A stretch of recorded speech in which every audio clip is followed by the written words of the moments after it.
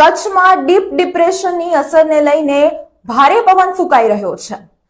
માંડવીમાં પવનની ગતિમાં વધારો થઈ રહ્યો છે। માંડવીમાં તેજ પવન સાથે વરસાદની શરૂઆત થવા પામી છે।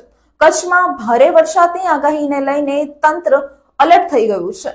કચ્છમાં ભારે વરસાદ સાથે પવનથી વીજ પુરવઠાને વ્યાપક અસર થવા પામી છે। કચ્છમાં વેગીલા પવનથી 118 થી વધુ વીજ પોલ ધરાશાયી થઈ ગયા છે। માંડવી, મુદ્રા, કોઠારા, દયાપર સહિતના ગામોમાં વીજ પુરવઠો ખોરવાઈ ગયો છે।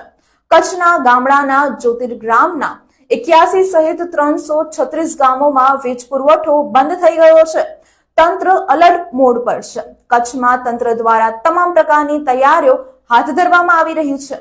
સમગ્ર મામલે કલેક્ટરે જણાવ્યું હતું કે અસના વાવાઝોડું ડીપ ડિપ્રેશનમાં ફેરવાશે તેમજ સાવચેતીના ભાગરૂપે તમામ વ્યવસ્થા કરવામાં આવી છે। તેમજ માંડવી, અબડાસા, લખપતમાં તમામ વ્યવસ્થા કરવામાં આવી છે। તેમજ લોકોને કાચા મકાનમાં ન રહેવાની કલેક્ટર દ્વારા અપીલ પણ કરવામાં આવી છે।